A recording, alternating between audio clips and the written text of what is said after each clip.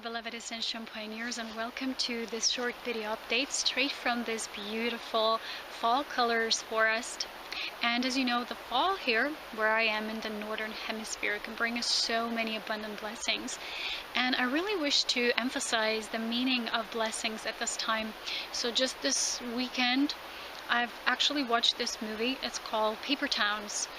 And at the end of the movie, this young boy really explains, that the art of blessings is to recognize our miracles because they're everywhere. And this was very much in alignment with the last video topic I recorded on living in a miraculous world. So as a continuation of that video, today I wish to emphasize what are some of the signs now that as we've crossed this threshold, that we can recognize in our lives that we're really starting to have a bit of that taste of what it means to live in this higher dimensional space.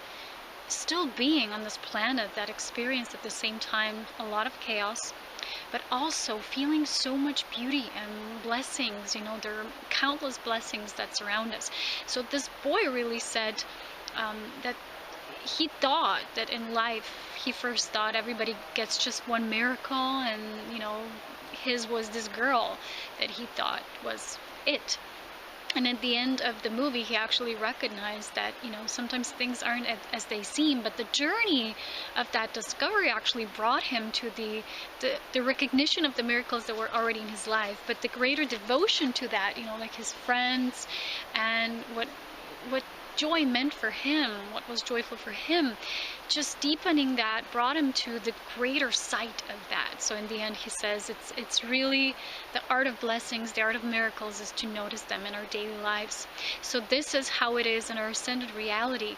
Is I have a lot of people writing to me now that their first time in their lives sometimes starting to really feel what ascension means, that a lot of them is starting to really feel it through their own experiences. So what does it mean to have those not symptoms, to move from the ascension symptoms to ascension recognition, to the miraculous world? And how do we know through our own living experience that we are living our ascension? Because a lot of times our mind likes to perceive things as we're not, but in truth we are. But because our focus is not there, we can't recognize the untangible reality that we make tangible by being presently aware of it. So recognizing those miracles by our daily reality as divine human beings. So recently I have a letter from someone that said the first time they can feel this experience is what it means to be human, but being happy about being human, being more present in their human experience. And this is exactly what I've been sharing with you guys in the past few years as I've been doing this, that ascension actually means we stay here, but we turn around this human experience into something beautiful and magical, and we start to bring the essence of the higher dimensions here, so that we actually start to experience in real. This is getting real. What does it mean to create a miraculous life on a daily basis? So the first thing that's really important here is we start to notice this when we no longer separate things, and I've shared this with you before. For example, we might perceive ascension as something separate from our journey, and therefore a lot of times we create this separation-based view on it, and we think it's something serious and it's something to be devoted to just on this serious aspect. And a lot of times, we have to understand ascension is just not something we study. It can be a studious path that brings us to the part, but also like in school, we had both theoretical approach and then we had the practical approach, and we needed to have that as well, bringing it into the practice. So our practice is getting more physical, it's getting more tangible. It means that our daily reality needs to match that, what we're saying in words, what we're saying ascension is supposed to be all about. So instead of only that theological aspect about it and understanding what it means to be aligned with the truth, we're really bringing it forward into our creation aspect. So you will notice this when you will feel that your fun and your playfulness and your vital life force starts to increase with your mere perception that it's not a separate path. It's not that, okay, I'm going to devote myself to attention and then I'm going to reward myself with some fun. So this is the first aspect. And now that our Mercury was retrograde and it was moving through relationship realms, it really offered us the perspective of where we sometimes still hold at, you know, what is devotion to spirit and ascension and the spiritual path, and then you put it alongside for a bit and then you're going to have all the fun in the world. This is still not a merged path, because when we live in a miraculous world, when we have the recognition of ourselves as an ascended being, we feel that every aspect, every essence that we represent as divine humans, from purity to playfulness to magic to creativity, all these aspects need to be conjoined in one essence. So in truth, if we postpone certain essences and put them aside, like they're not really part of ascension, but there's something that occasionally we can experience, then we're still not living fully that integrated path that ascension truly is. So in truth, in physicality of our expression and our experience of our physical ascension, we will feel more life force in our body. We will want to exercise more. We will want to see more things. We will want to experience more things. We will want to have a different experience every single time. I'm going to give you one very simplistic example, but someone recently said to me that they don't use any products in their personal hygiene, only use water for everything, because they want to be not attached to anything that's product based. And I thought, well, okay, that's a part of the path for them. But you know, sometimes the experience that is our human experience involves our senses. And you know, for example, to bathe in the essence of essential oils and something really beautiful and organic is a part of that human experience as well, because we're no longer in that asceticism mode. We're now really entering a sense of full abundance, and recognizing the life force of the planet is not separate from our own personal life force. And the more that we recognize this, the more we feel that we're not reaping, you know, the planet for its resources when we do it with alignment, with purity, with integrity. And that's what these organic-based, plant-based, renewable resources-based things are offering us, these approaches.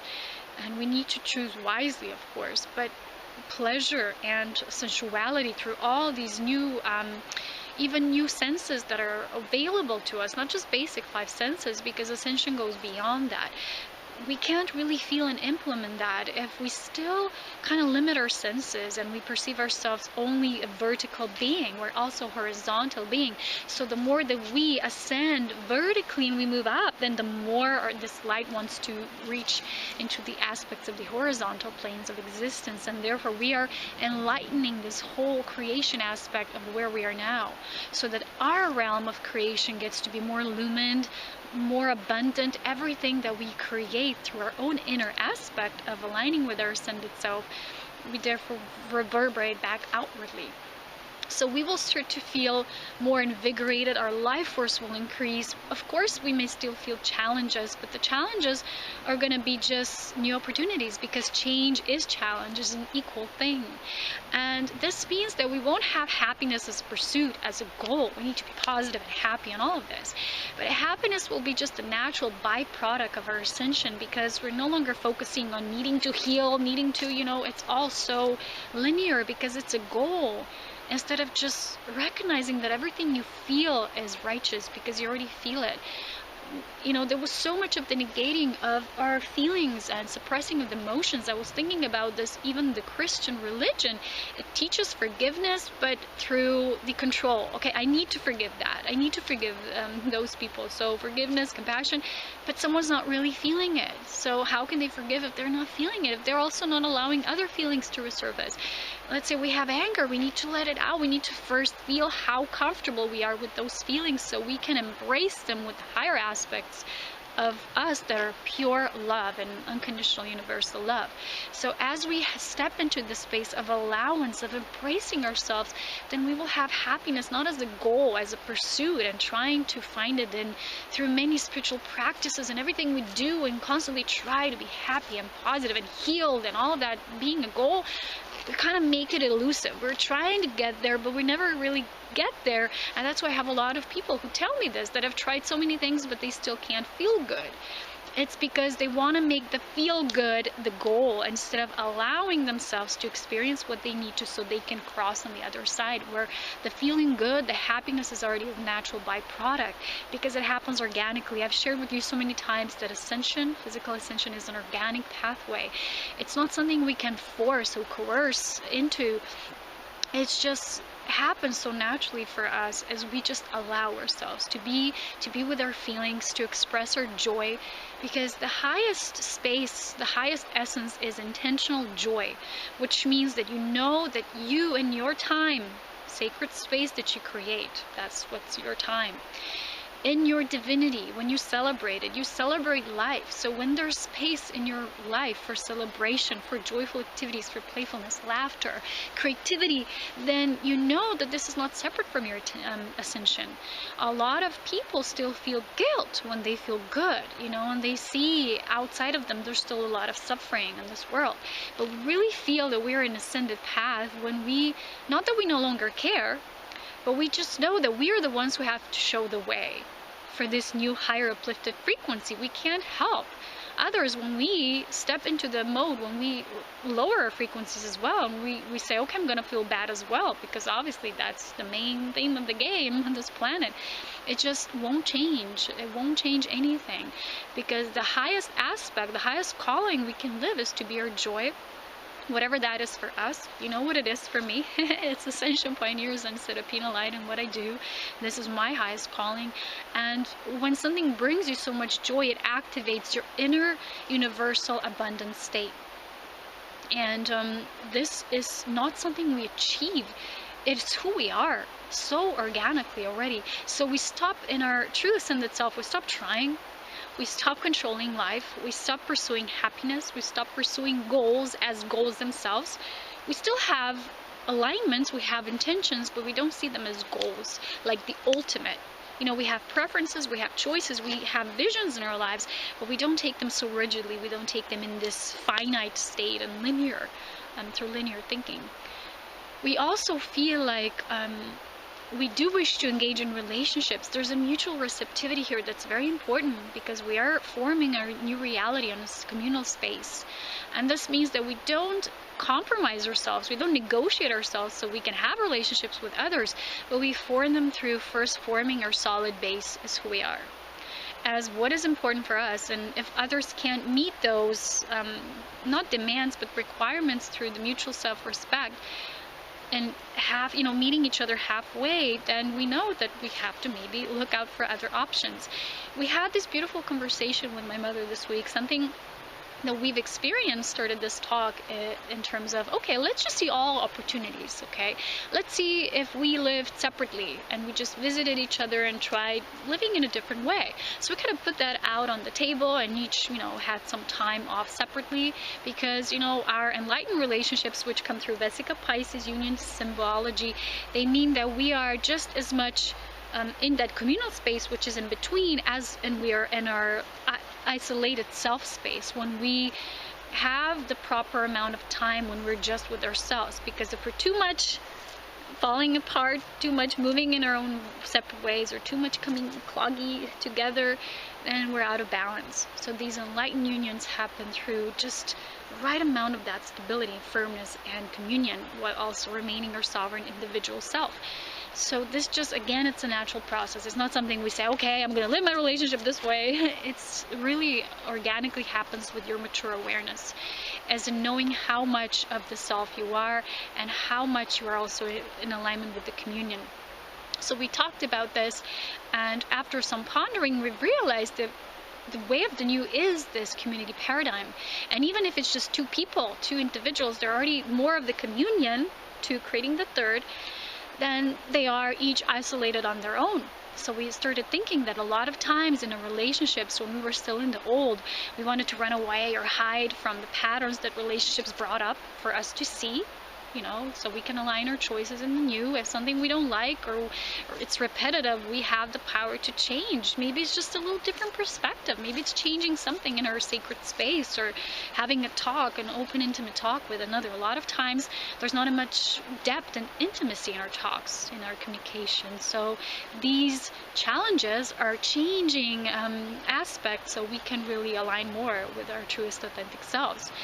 And then we thought this new is pioneering space, because for us who are pioneers, it's never going to be completely easy, because we're the ones who are paving the way. And all the times we have to go there blindfolded, seeking for new options and trying out new things so we can find that solid, firm base. And as we are more ascended, we see that we are drawn more together in a communal space, but it's more through our sovereign nature, because we know what we want and need as a sovereign. So all developed galactic beings and communities, brotherhoods, they actually do function on a group level. So as you know, I have the Advanced Mastery course on Group Soul Consciousness and Enlightened Partnership that does support this, and are moving more further into the group and our unions, because this will be our pathway in the new. So as we had this conversation, we realized that we're social beings, humans. You know, in the old, we had a lot of this spiritual seeking and people wanting to be just alone. They didn't find that right balance. Or we've also seen this dynamic, you know, we've been talking about this dynamic of males and females, and how in the sacred unions, a lot of that in the old, let's call it in the past, when there was a lot of this, was a lot of this friction, was a lot of this imbalance within the male and female dynamics. And we've seen this happening in wars and, you know, many different things, not just that, and marriages falling apart, you know, people just not willing to do that inner work so they can function better as a communal self as well. So without your sovereign self, there's not enough solid base for the group as well, and this is a part of our ascended self as well. So we've talked about how it's interesting to see, because I've noticed this, that men, well, then goes for women as well, because again, it's a communal dance. There's a lot of this when, and it comes from the past, you know, this spirit showed me this comes from the past karmic group, collective essences that we now are changing, we're altering this dynamics. Because the true nature of sacred union is when male and female polarities meet in conjoined unions, we do that through partnership. And if you've been reading books from Anastasia, the Cedar series from Anastasia in Russia, you've seen her explain this dynamic as well, how the male and the female need to come together in their divinity and create this tiny version of their own little heaven on earth. And they do that by communing with nature, creating their sacred space in nature, planting trees, gardens, all of that, so they can really return to the Garden of Eden. And she explained that so perfectly, because this is the true nature of how we were created. As you know, we sometimes talk about this as the prototype of Adam and Eve. It wasn't exactly like this way, but let's call it the first seeding of our human race was meant like this, the perfect communion of male and female, creating that divine birth, whatever means and ways they did that individually. But also when they did that, they had a more solid base within the group. So you know what I mean by saying this. We are really much stronger this way when we have that firm base.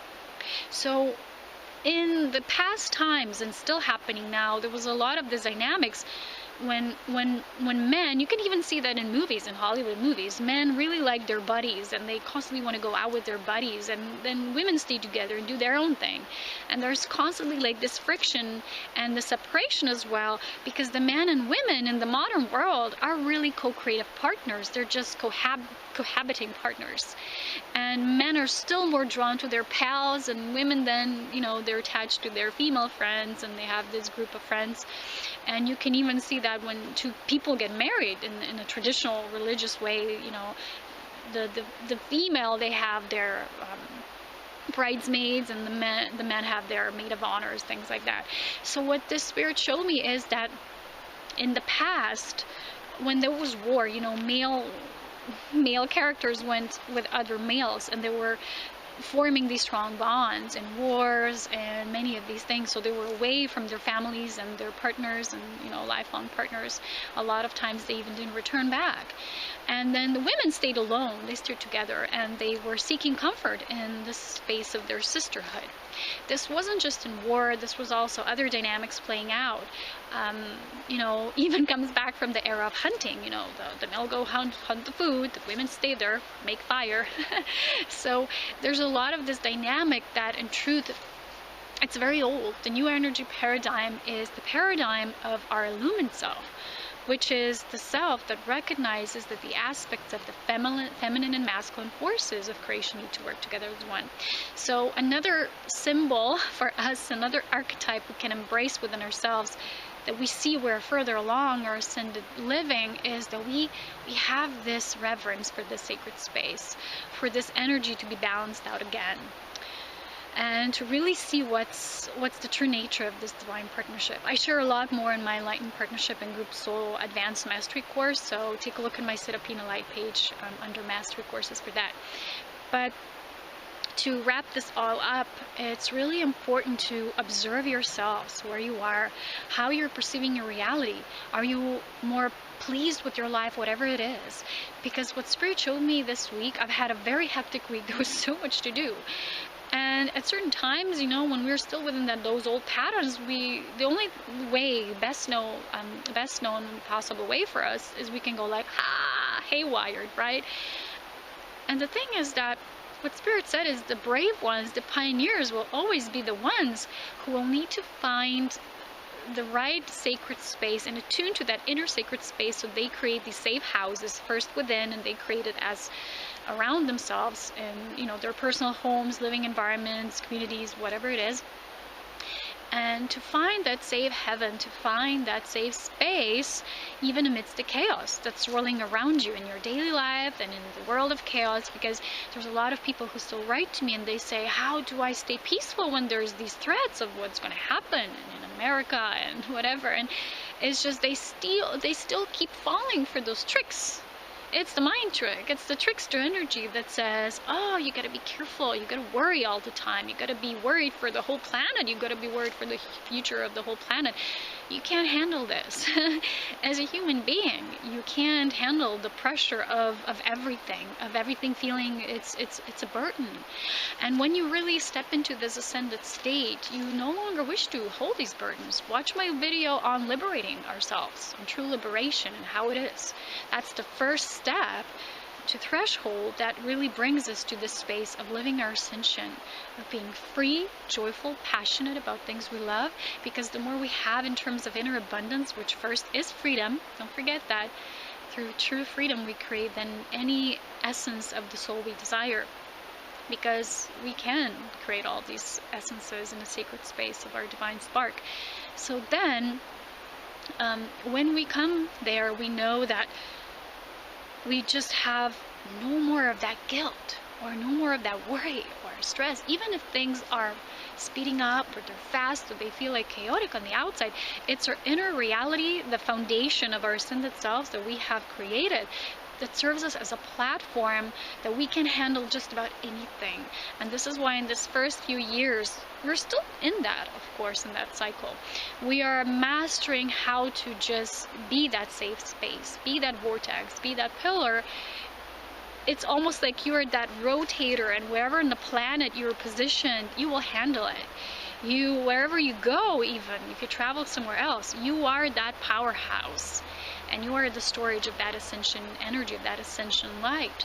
So this is, in a way, what we've been practicing for, what we've been owning within ourselves, what we will be showing as the way of the new to others as well. And we're changing these dynamics to this enlightened relationship and unification paradigm, so that we can serve with this for the greater whole and collective, without trying to change it by force, but just being the action agent for that change.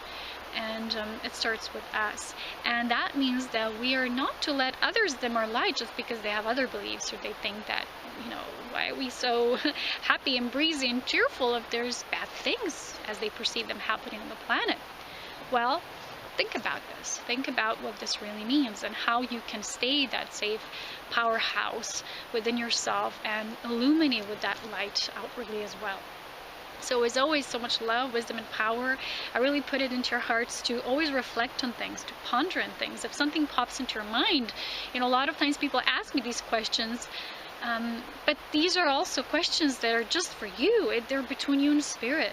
You know, ascension is in a way a process that it's a beautiful process, but it does require a lot of downtime and pondering and balancing our lives so that we have enough sacred space that's balanced for everything that we need. You know, pondering, meditation, visualization, reflection, then creation of the new, and of course fun and celebration when that is established, and then the cycle begins.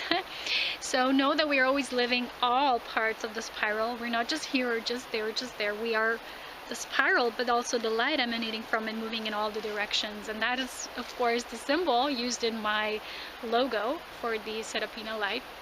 So the spiral and then the golden white light expanding out. This is what we are. So stay connected, and so much love, wisdom, and power as always within beautiful divine grace. Bye bye for now.